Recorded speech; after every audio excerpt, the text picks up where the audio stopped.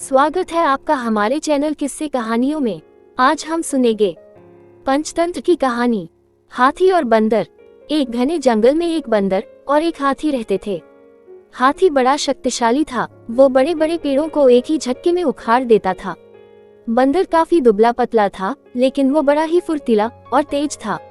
दिन भर बंदर जंगल के पेड़ों पर उछल कूद करता रहता था। बंदर और हाथी दोनों को ही अपने गुणों पर बड़ा ही घमंड था। दोनों ही एक दूसरे से खुद को ज्यादा अच्छा मानते थे। इस वजह से दोनों में हमेशा बहस होती रहती थी।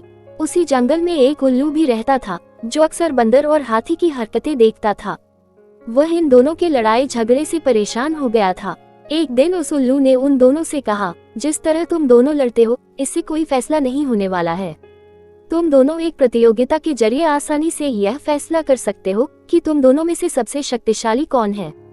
बंदर और हाथी दोनों को उल्लू की बात अच्छी लगी। दोनों ने फिर एक साथ पूछा, इस प्रतियोगिता में क्या करना होगा। उल्लू ने कहा, इस जंगल को पार करने पर एक दूसरा जंगल आता है, जहाँ पर एक काफी पुराना पेड़ है, जिस पर एक सोने का फल लगा हुआ है। तुम दोनों में से उस सोने के फल को जो पहले लाएगा, वही इस प्रतियोगिता का विजेता बनेगा और असल मायनों में सबसे शक्तिशाली कहलाएगा।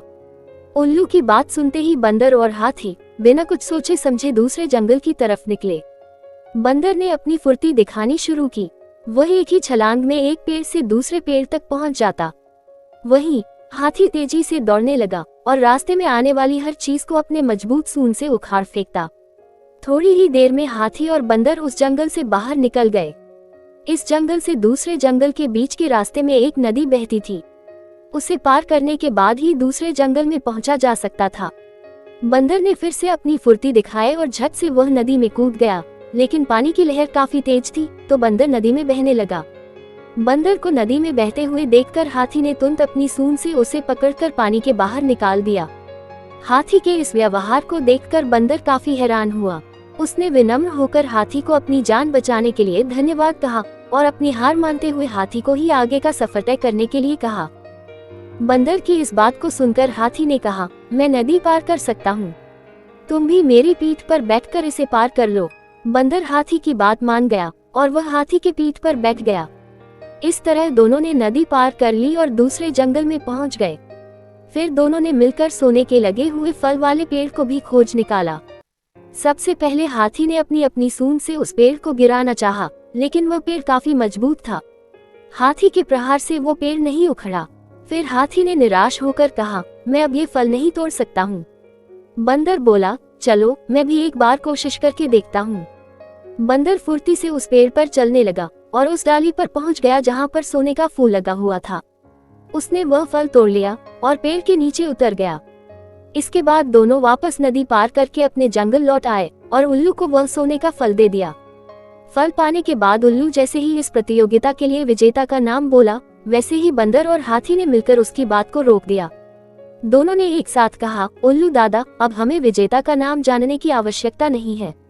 इस प्रतियोगिता को हम दोनों ने मिलकर पूरा किया है। हमें ये समझ में आ गया है कि हर किसी का गुण अपने आप में अलग और खास होता है।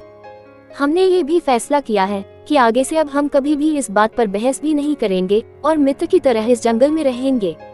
उल्लू को बंदर और हाथी की बात सुनकर काफी खुशी हुई। उसने दोनों से कहा, मैं तुम्हें यही समझाना चाहता था कि सभी एक दूसरे से अलग होते हैं। अलग अलग गुण और शक्तियां ही हमें एक दूसरे की मदद करने के काबिल बनाती हैं। साथ ही हर किसी की अपनी कमजोरियां भी होती हैं, इसलिए एक दूसरे के साथ मिलकर रहना ही सबसे अच्छा होता है। उसी दिन से हाथी और बंदर दोनों मित्र हो गए और वह जंगल में खुशी खुशी रहने लगे। कहानी से सीख, हमें एक दूसरे के गुणों और शक्तियों का सम्मान करना और आपस में मिलजुल कर रहना चाहिए।